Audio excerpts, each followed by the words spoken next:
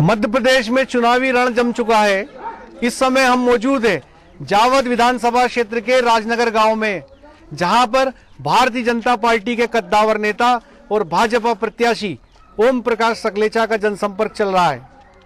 जनसंपर्क के दौरान वो हमसे बात करने के लिए मौजूद है। आइए उनसे बात करते हैं किन मुद्दों को लेके भारतीय जनता पार्टी से आप चुनाव मैदान में हैं। ओम जी, आप चौथी बार चुनाव मैदान में, क्या प्रमुख मुद्दे हैं आपके पास?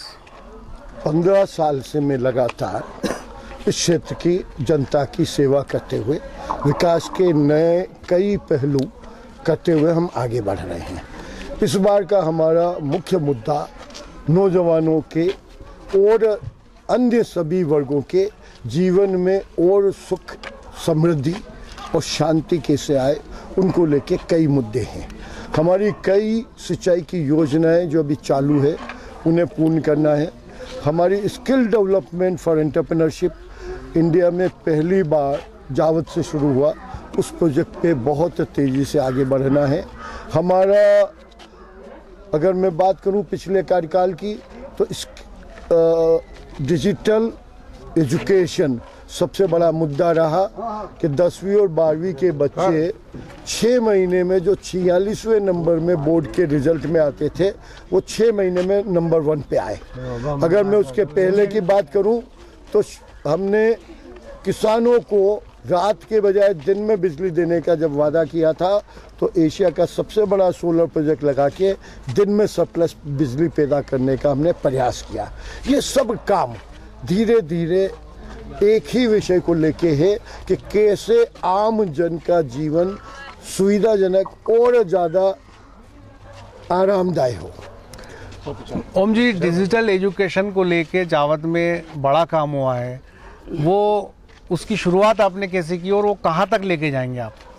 देखिए, डिजिटल इंडिया की शुरुआत सबसे पहले हम, अगर मैं कहूँ कि 2003 में मैं विधायक बना, 2005 से मैं पहली क्लास में 2005 में जो एडमिशन लिए उन बच्चों की हर क्लास के साथ, पहले डिजिटल के पहले हमने कंप्यूटर एजुकेशन का सिस्टम शुरू किया था 2009 में।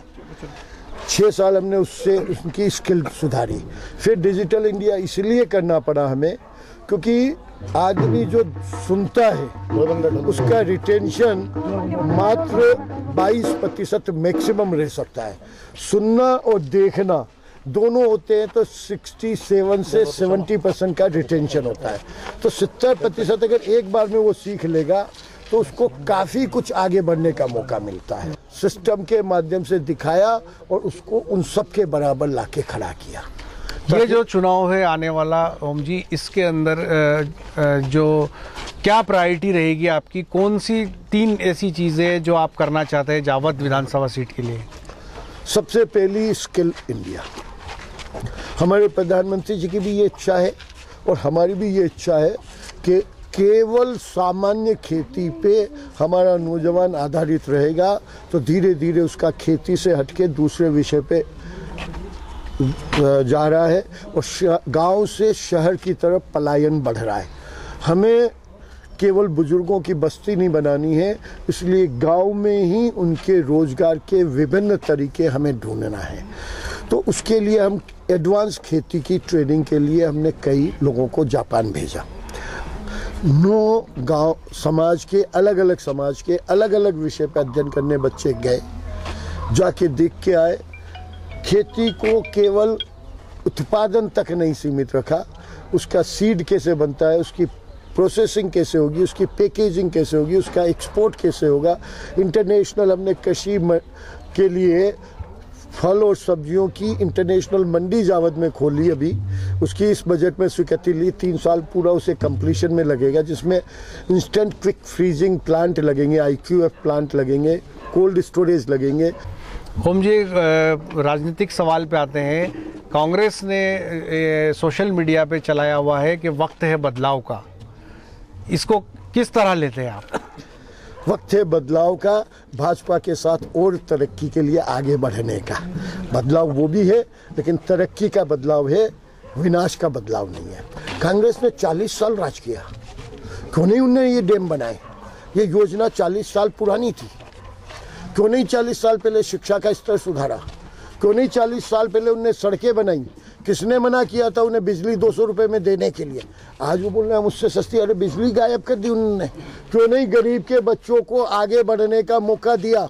किसने रोका था उन्हें? ओम जी, मालवा में एक खास बात देखने में आ रही है कि कांग्रेस पार्टी अपना जो प्रचार अभियान है वो किसान आंदोलन पे केंद्रित किए हुए है। उनके कार्यकारी अध्यक्ष ज्योतिरादित्य सिंधिया ने 2 दिन पहले ये कहा कि जलियांवाला बाग हत्याकांड के बाद सबसे बड़ा नरसंहार अगर कहीं हुआ है तो मंदसौर में हुआ है। क्या कहेंगे आप? इंदिरा गांधी के समय आनंद मार्गियों के साथ क्या हुआ था वेस्ट बंगाल में, पंजाब में क्या हुआ था? मैं कितने कांड सुनाऊं? ये आज की जनता और आज के बच्चे इतने स्मार्ट हैं, वो नेट पे हर चीज़ का इतिहास देख के उनको मुंह तोड़ जवाब देंगे। अब वो जमाना गए जब राजा महाराजा लोग कुछ भी झूठी सच्ची बातें करके जनता को बांट बांट के गुमराह कर करके अपना पेट पालते थे।